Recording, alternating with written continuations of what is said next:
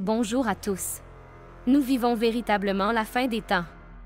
De l'intelligence artificielle et des algorithmes de votre téléphone qui vous maintiennent dans un état de contrôle mental, vous obligeant à passer des heures chaque jour devant un écran, aux tromperies telles que les images d'ovnis extraterrestres diffusées par les médias grand publics et les guerres, il semble que, où que vous regardiez, une tromperie vous attend pour détourner votre esprit de la vérité.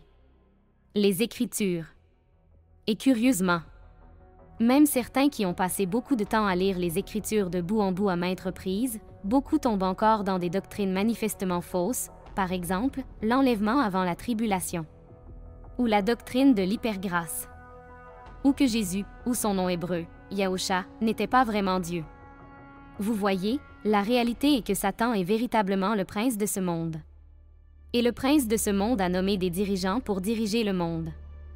Et grâce à la technologie, le niveau de manipulation utilisé contre les peuples du monde a atteint un sommet jamais vu auparavant. Les tactiques de tromperie et de manipulation ont toujours été présentes dans le monde, mais aujourd'hui, nous sommes véritablement poussés vers un gouffre à un rythme sans précédent. Plus que jamais, nous avons besoin aujourd'hui de prendre du recul. Nous devons entrer en contact avec l'esprit de vérité qui nous guidera dans toutes les vérités. Jean 16, verset 13.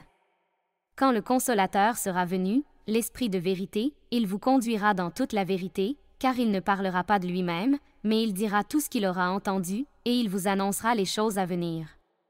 La parole nous dit que si nous le cherchons vraiment, nous le trouverons. Nous sommes tous coupables de ne pas le chercher vraiment. Vous voyez, le célèbre chapitre 24 du livre de Matthieu nous annonce à l'avance ce qui était prédit pour l'époque dans laquelle nous vivons actuellement. Nous avons été avertis. Un chapitre entier a été consacré à nous mettre en garde. Et notre Sauveur Yahusha, le Messie, n'a pas parlé en parabole dans ce chapitre. Non, il nous a avertis en langage clair de ce à quoi nous devons nous attendre.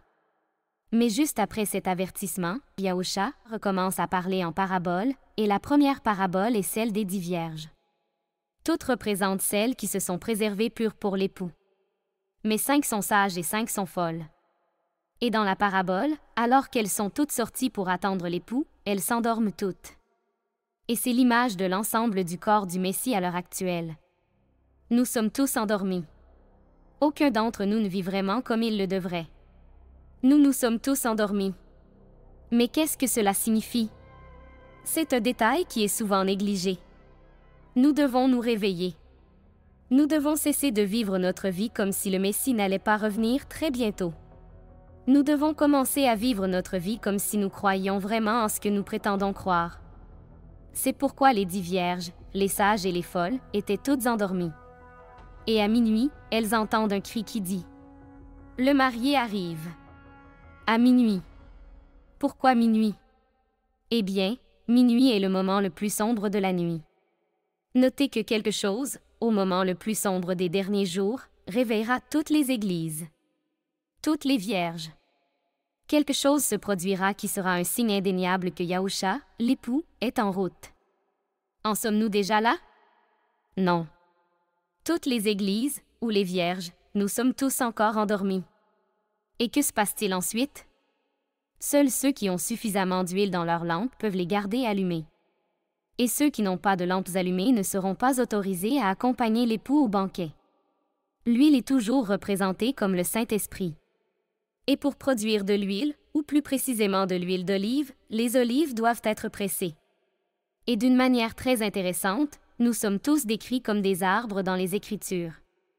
Matthieu 7, verset 19. Tout arbre qui ne porte pas de bons fruits est coupé et jeté au feu. Nous devons porter du fruit, car nous sommes greffés sur l'olivier. Je ne vais pas m'étendre sur cette analogie, car si vous avez lu les évangiles récemment, cela devrait vous sembler évident.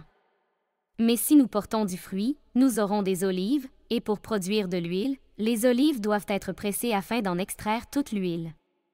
De la même manière, si nous ne subissons pas d'épreuves, nous ne serons pas testés et nous n'aurons pas développé l'endurance nécessaire pour tester notre foi et la rendre parfaite. Jacques 1, verset 2 à 4. Mes frères, regardez comme un sujet de joie complète les diverses épreuves auxquelles vous pouvez être exposés, sachant que l'épreuve de votre foi produit la patience. Mais il faut que la patience accomplisse parfaitement son œuvre, afin que vous soyez parfaits et accomplis, sans faillir en rien. Alors, à tous ceux qui dorment en ce moment, laissez-moi vous poser cette question. Êtes-vous mis à l'épreuve? Vivez-vous comme si le Messie allait bientôt venir? Aurez-vous assez d'huile pour que votre lumière continue de briller dans les heures les plus sombres de la nuit? Ou laisserez-vous votre lumière s'éteindre? Car laissez-moi vous dire ceci. Nous devrons tous souffrir à un moment ou à un autre.